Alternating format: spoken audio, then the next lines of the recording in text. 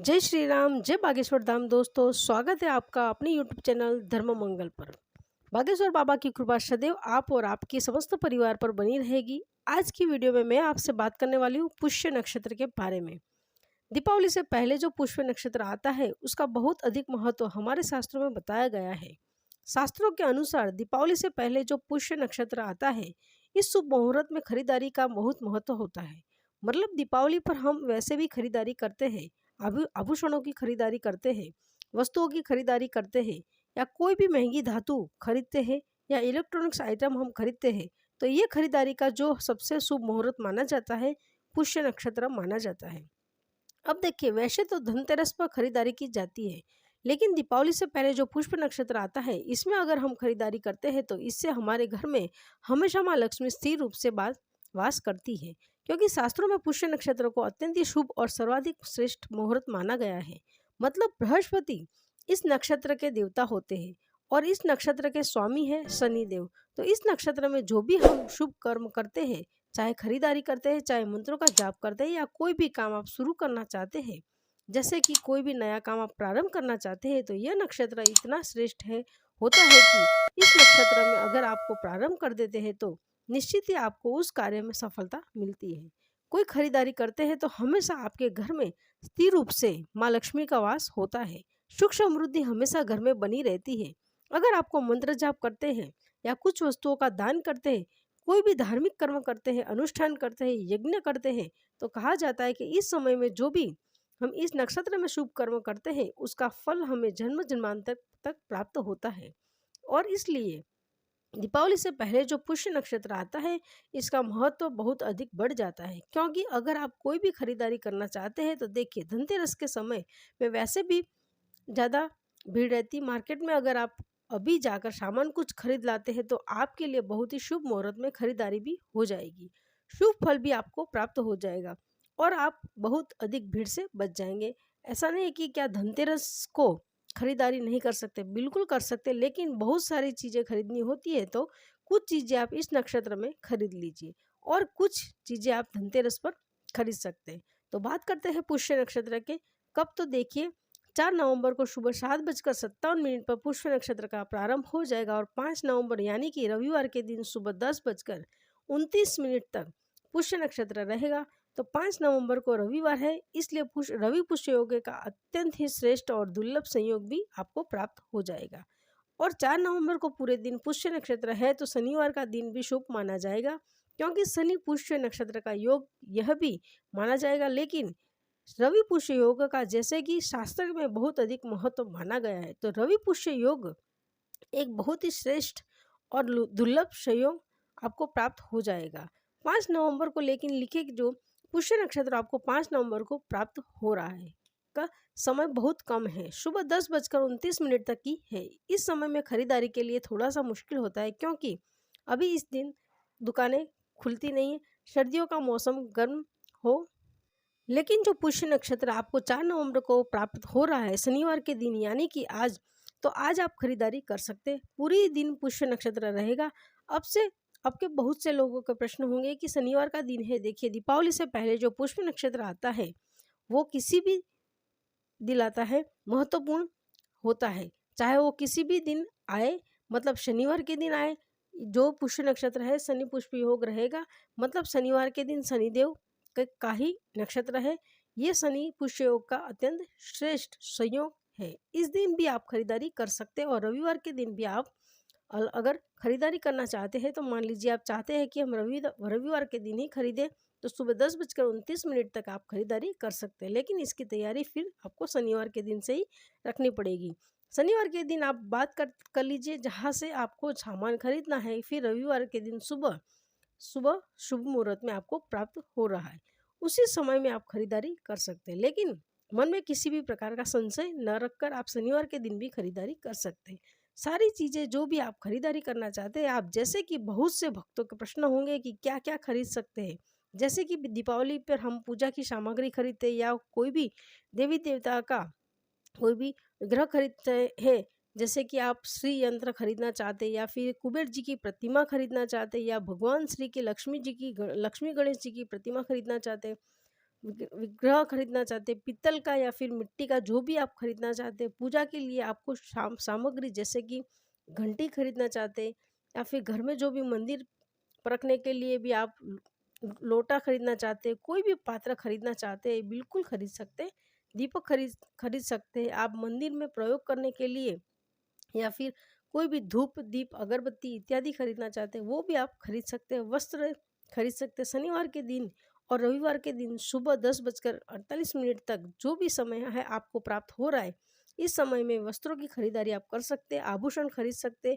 अपने लिए कोई भी ज्वेलरी तो धनतेरस पर खरीदना चाहते हैं तो आप खरीद सकते हैं। वाहन खरीद सकते हैं। कोई भी इलेक्ट्रॉनिक सामान अगर आप खरीदना चाहते हैं तो उसकी भी खरीदारी शनि पुष्प योग या रवि पुष्प योग में आप कर सकते हैं। मतलब देखिए, बहुत ही शुभ मुहूर्त है। कहा जाता है कि धनतेरस से पहले जो पुष्य नक्षत्र हमें प्राप्त होता है वो पुष्प धनतेरस से भी ज़्यादा शुभ होता है। इसलिए हम दीपावली से पहले जो पुष्प नक्षत्र आता है इसमें खरीदारी जरूर करते हैं। अगर सारी चीज़ें नहीं खरीद पाते, मान लीजिए कि आप बहुत कुछ खरीद पाते हैं, कुछ चीज़ें आपके घर में बाकी रह जाती, तो रवि पुष्य योग में आप शनि पुष्य योग में भी, मगर अभी जो पुष्प नक्षत्र है इसमें चाहे आप एक छोटी सी चीज़ खरीद लें, लेकिन खरीद कर जरूर लेकर आइए। देखिए, दीपावली पर बहुत कुछ खरीदेंगे, धनतेरस पर भी खरीदेंगे।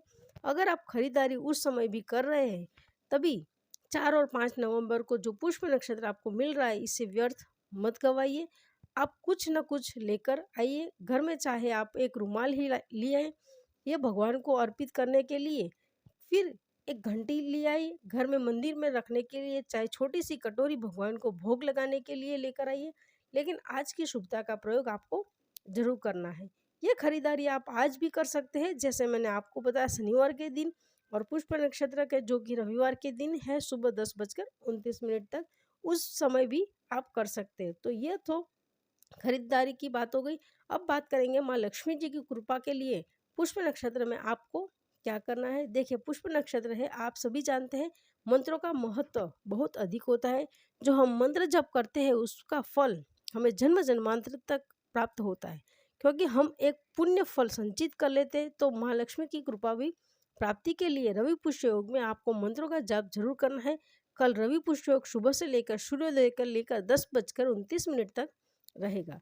शुभ मुहूर्त में आप कोई भी मंत्र जाप करते हैं, माँ लक्ष्मी के मंत्र का जाप कर सके तो ये अपने इष्ट देवता के मंत्र का जाप कर सकते हैं, गुरु मंत्र का जाप कर सकते हैं, हनुमान चालीसा का पाठ कर सकते हैं। मतलब कोई भी मंत्र जो आप जपना चाहते हैं, किसी भी देवी देवता का अगर आप मंत्र जप करना चाहते हैं, इस समय में करते हैं तो तुरंत ही सिद्ध हो जाएगा। उसका फल आपको बहुत अधिक प्राप्त होगा। घर के पास में मंदिर है तो वहाँ जाकर आप शिवलिंग का अभिषेक कर सकते हैं।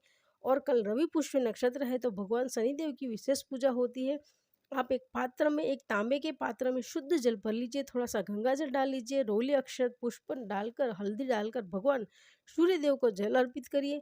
ओम गृणी सूर्याय नमः, ओम खिरी सूर्याय नमः, इस मंत्र द्वारा आप थोड़ा सा उसमें गुड़ भी आप चाहे तो जल के अंदर डाल सकते हैं। तो सूर्य देव को जल दीजिए और धूप दीप दिखाकर उनकी पूजा करके 3 बार परिक्रमा कर लीजिए।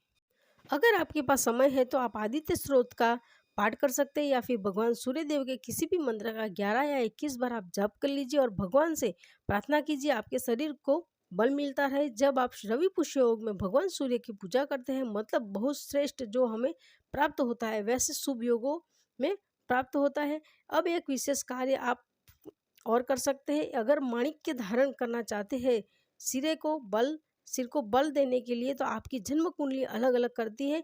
किसी ज्योतिषी को दिखाने की बात तो आप इस समय में माणिक्य धारण कर सकते हैं। बहुत से भक्त है जो कि माणिक्य नहीं धारण कर पाते, लेकिन सूर्य उनका कमजोर है, सिर को सूर्य को देना चाहते हैं। सरकारी नौकरी की कामना है, या फिर संतान की प्राप्ति में परेशानी आ रही है, धन की प्राप्ति में बाधा है, समाज परिवार में मान सम्मान प्रतिष्ठा नहीं मिल पाती है आपको, तो ऐसे में सूर्य बल्कि इसी प्रकार के थे। अब हम माणिक अफोर्ड नहीं कर पाते, तो देखिए ऐसे में आपको क्या करना है, घर के आसपास कहीं पर भी बिल्ड का वृक्ष, तो जैसे कि शनिवार की शाम तक कभी भी चले जाइए, 1 लोटा जल, 1 सिक्का, सुपारी, अक्षत लेकर जाइए और बेल के जड़ में अर्पित कर दीजिए।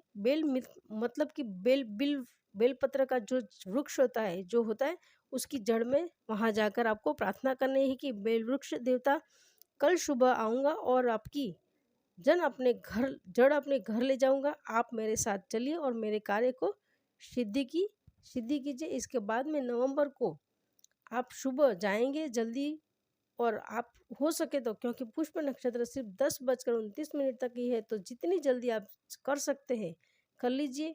अधिकार सुबह नहा धोकर साफ सुथरे वस्त्र धारण करके भगवान की पूजा घर की करने के बाद में आप जाइए, घर में दीपक जलाकर जाइए और अपने साथ में एक लाल रंग का वस्त्र लेकर जाइए। छोटा सा एक ले लीजिए, लाल रंग का रुमाल ले सकते हैं। धूप दीप जल इत्यादि जरूर लेकर जाइए। जब हम वृक्ष के पास जाते हैं तो पहले उसका पूजन करते हैं, तो धूप दीप दिखा दीजिए, जल अर्पित कर दीजिए, पूजन कर लीजिए, प्रार्थना कर लीजिए। ओम नमः शिवाय का जप करते हुए वहाँ पर फिर आप चाहे तो ओम शौर्याय नमः इस मंत्र का जप कर सकते हैं। माँ लक्ष्मी के किसी भी मंत्र का जप कर सकते हैं। बेल में की सारी देवी देवताओं का, बेल वृक्ष में सारे देवी देवताओं का वास होता है। आप किसी भी देवी देवता की आराधना मंत्रों का जाप कर सकते हैं, बेल वृक्ष की पूजा कर सकते हैं। इसके बाद में वनस्पति देवता से, वृक्ष देवता से प्रार्थना करते हुए आपको जड़ लेना है।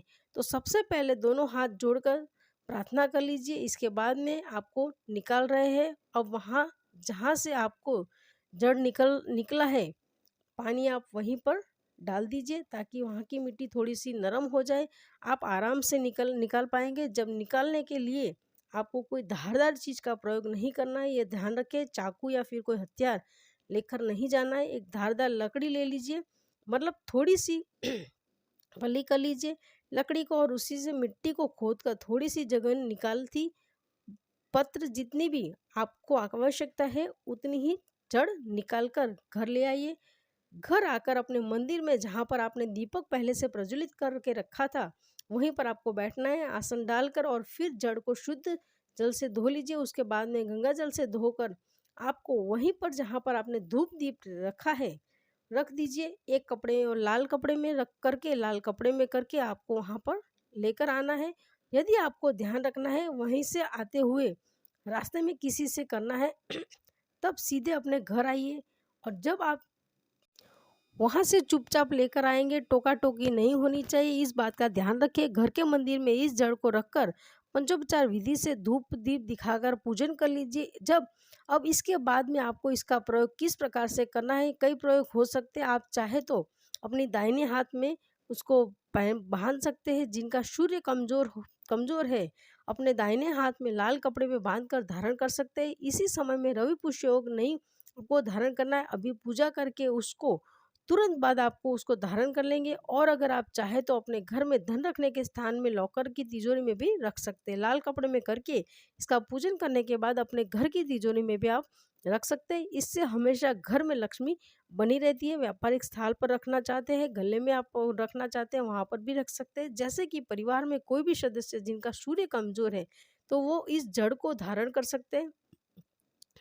पुरुष और स्त्री कोई भी धारण कर सकता है। बच्चों की शिक्षा में परेशानी आ रही है, पढ़ाई में कमजोर है, बच्चे का सूर्य कमजोर है, बच्चे नर्वस है, याददाश्त उनकी कमजोर है, तो आप बच्चों को भी धारण करवा सकते हैं। अब जैसे कि प्रश्न आता है कि क्या कोई भी धारण कर सकता है, देखिए हाँ, जब हम रत्न धारण करते हैं, मतलब कि जब आप माणिक धारण करेंगे तब आपको जन्म कुंडली दिखाना आवश्यक होगा। लेकिन अगर आप जड़ धारण करते हैं तो बिना जन्म कुंडली दिखाए भी आप इसे धारण कर सकते हैं।